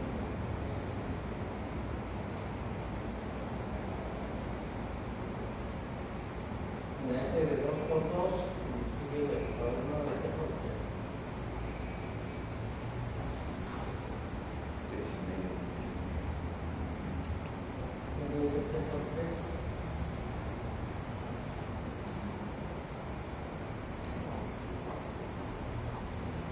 Bueno, de repente con esto ya sale, ¿no? ¿Lo probamos? Lo vamos a probar, ¿ya? Vamos a borrar todos los resultados y vamos a probar. 3 por 3 por 1 octavo.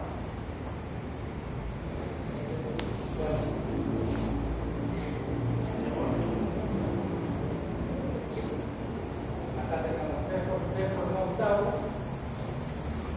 ¿Y cuánto va a valer ahora su relación?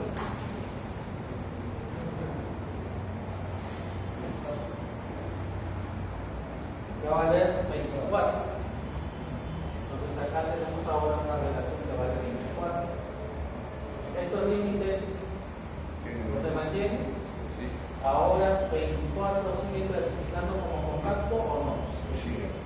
Sigue clasificando. Pasamos acá.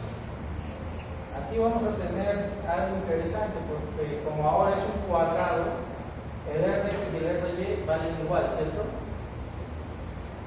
¿Sí o no? Porque es un cuadrado. Entonces, me olvido de esto. Y me fijo solamente en un R. Este es de cuánto vale. 1,17. 1,17 con 1,17. Este es un largo. Entonces 1,17 en centímetros, ¿cuánto es? 2,90. 2,90. Ya. Todo lo demás cambia. Se mantiene igual, ¿no? 1,97. ¿Se mantiene o no? Muy bien. Entonces, ¿cuánto vale el ángulo? De repente, tampoco la respuesta, pero vamos a ver cuánto vale el ángulo.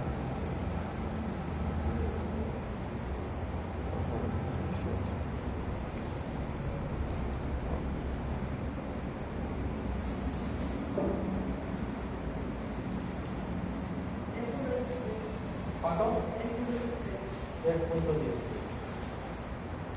Ya. Si lambda ya tiene un valor, sabemos que ahora va a ser solamente 1. Veamos el valor. 3,16 también está por encima del 1,5, por tanto la fórmula tampoco cambia. Aquí ponemos 3,16, ¿cuánto se le da?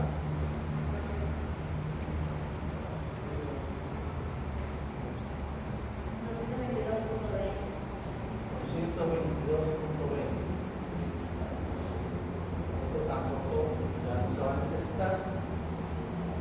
Y esto viene por acá.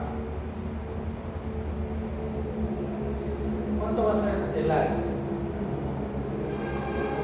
El área es 1,3 pulgadas cuadradas por 2,54 y por 2,54. ¿Cuánto me da? 8,39. 8,39. Ahora por el FC crítico. ¿Cuánto me da? 1,584. ¿Cuánto? 584 kilogramos. 1,62. Punto 62. Y ahora el ratio de demanda capacidad va a ser igual. ¿Qué es lo que demanda? 580 kilos. ¿Y cuál es la capacidad? 1584. Muy grande. ¿Cuánto es el ratio de demanda capacidad? 0,36.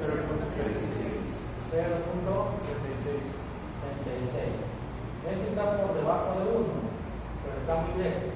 Lo ideal es que se acerque a 1, 0,9, 0,4. Entonces ese perfil, como que ya no quedó grande. Podemos trabajar con 2 por 2. Vamos a ver si sale con 2 por 2.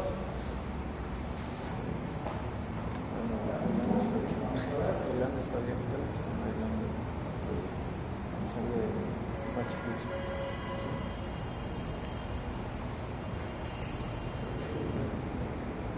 A ver, pasa.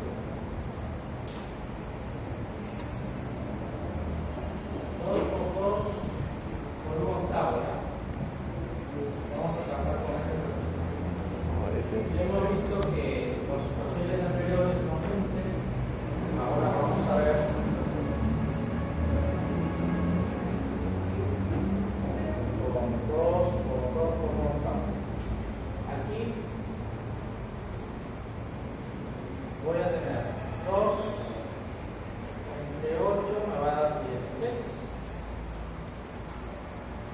¿Califica como compacto o no? Sigue calificando como compacto. Así es decir, ¿cuánto va a valer su R? Vamos a ver el R. Tanto en X como en Y vale lo mismo, 761.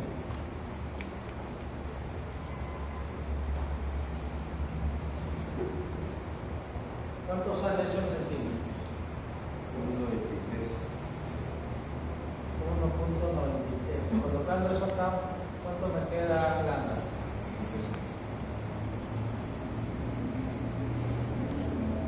¿Cuánto me queda lambda?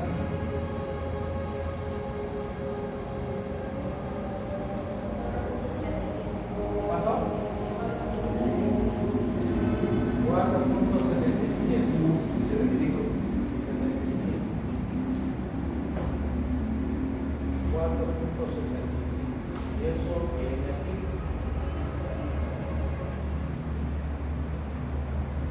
¿Cuánto me da aquí?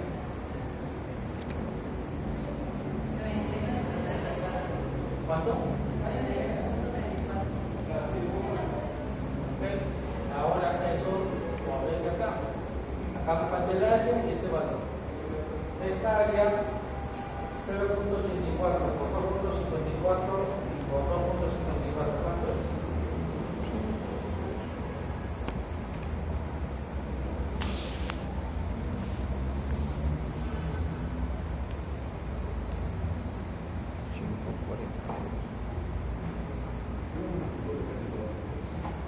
¿Cuánto es? Esa área de ahí por 2.54 por 2.54. 5.42. 5.42 y la multiplicamos por 98. 452.99. 452 kilogramos. Ahora viene el ratio demanda capacidad. Así vamos a poner 452.90. ¿Cuánto pasa? 1.28. Está por encima de 1, por lo tanto no está bien. Tengo que probar con otro. Entonces, como te puedes dar cuenta, tú deberías tener un pequeño programita en tu calculadora que te permita hacer todos estos cálculos, porque son repetitivos. Y el diseño es encontrar el perfil que satisfaga el ratio de demanda capacidad. Entonces vamos a hacer una vez más. Podemos trabajar con 2,5 por 2,5 por 1 octavo.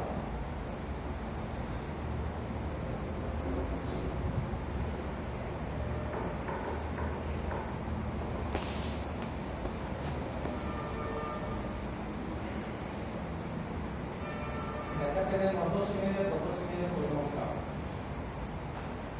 Esperemos que con eso salga. Si no sale, pues ya vamos a hacer los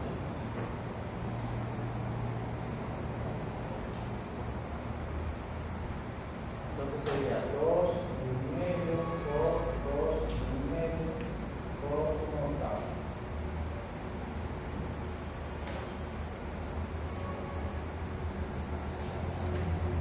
Sería 2,5 entre 1 octavo. 1 octavo significa esto 20. 20, ¿no? Así es clasificando como compacto. Vamos bien. La seguimos compacto. Y ahora aquí necesitamos el radio de kilo. Este valor, fíjense que es el mismo, 965. 2.45 centímetros. ¿Cuánto? 2.45 centímetros. Ya, poniendo este valor aquí, ¿cuánto me sale acá? 3.74. Y eso aquí, ¿cuánto me da esto?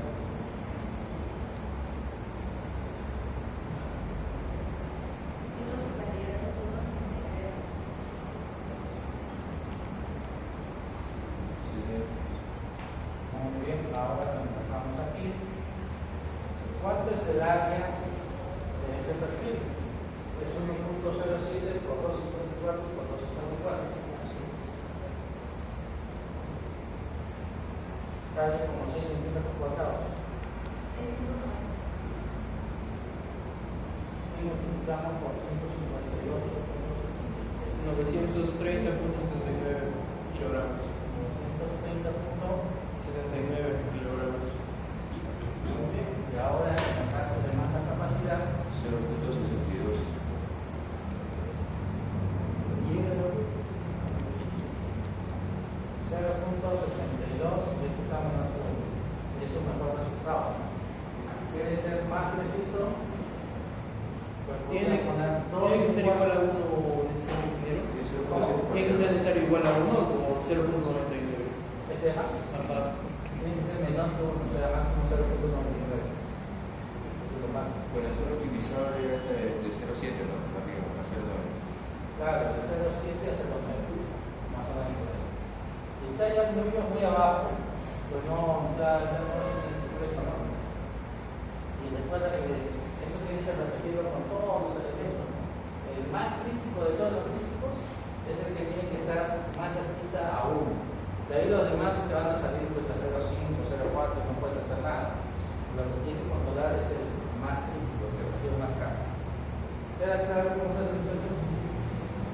No se hace una vez el procedimiento y ya el país humano. Tienes que repetir hasta que el cambio de masa capacidad se hace resuelto. ¿Quedó claro? Ya, muy bien. Ahora el otro elemento pues era el diseño por tracción. Ahí lamentablemente vamos a hacerlo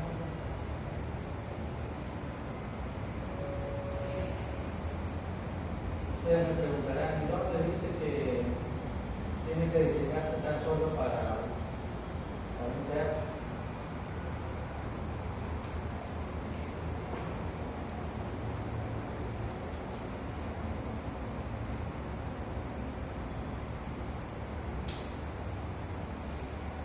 Miren, este es el diseño por tracción. Solamente hay que multiplicar el área del elemento por el módulo de influencia del material que ya tenemos su resistencia. Esa resistencia se compara con la carga actuante y quedó. No hay ningún problema. Pero el problema está en que cuál es la falta actuante.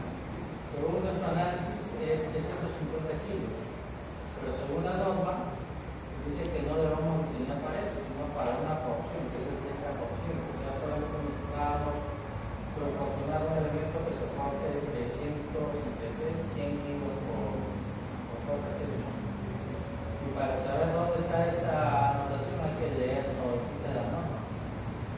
Yo no me acuerdo dónde está, pero en algún momento debe ir.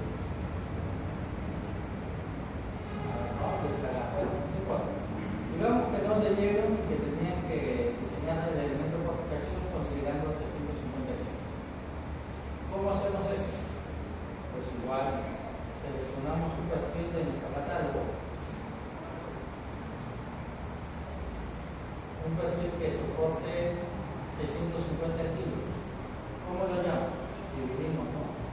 Usando ese criterio de área igual a fuerza entre el esfuerzo, decimos 350 kilos entre 2.530, ¿cuánto me da? Y lo multiplicamos por 2 o por 3 y nos va a dar algún elemento. De todos estos elementos, ¿cuál es el idóneo para usarse como afioso? Este no es idóneo. A menos que sea un puente, este se puede formar como elemento de potencial.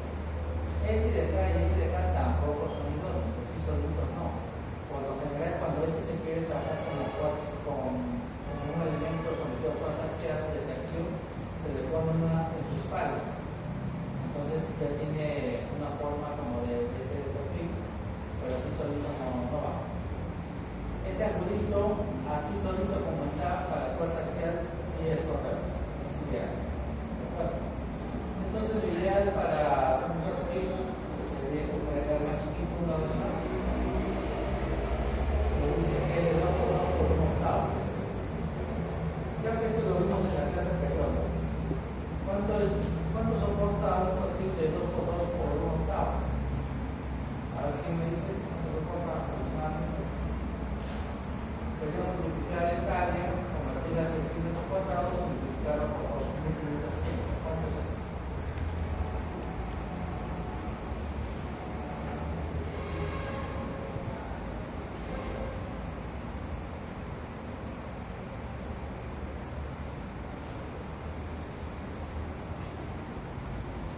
Convertimos esta área a centímetros cuadrados y luego lo multiplicamos por 2.500.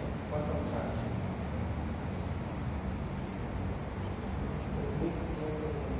O sea, 6 toneladas. Si solamente me están pidiendo de 150 kilos, poner un elemento que soporta 6 toneladas es una opción. Entonces, ¿cuál es todo? Bueno, si bajo, hay 2 elementos más. Como pueden ver, puedo proponer un círculo o puedo proponer una platina. El círculo, bueno, se me hace de que tiene un char, pero la platina puede ser que sea la adecuada. Voy a trabajar con una platina, mira que tiene hasta 3 pulgadas de ancho. Voy a trabajar con la más chiquita. Esta platina tiene un espesor, bueno, tiene un espesor de 5 milímetros y tiene un ancho de 6 pulgadas. ¿Qué área tiene esto? Tiene 1.5 pulgadas cuadradas. Conviértelo esto a centímetros cuadrados, multiplícalo por 2.530. ¿Cuánto da?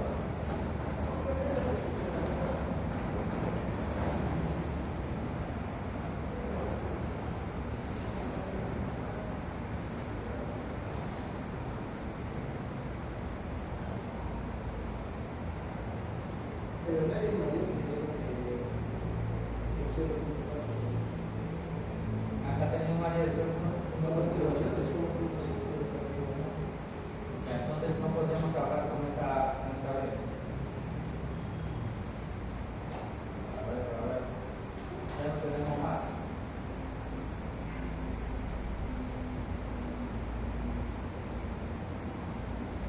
Bueno, tendríamos que cambiar acá el espesor. Podríamos trabajar con una platina de 2 pulgadas. A ver si se puede editar. Ahí está. Tiene un área de 0.25 ahora.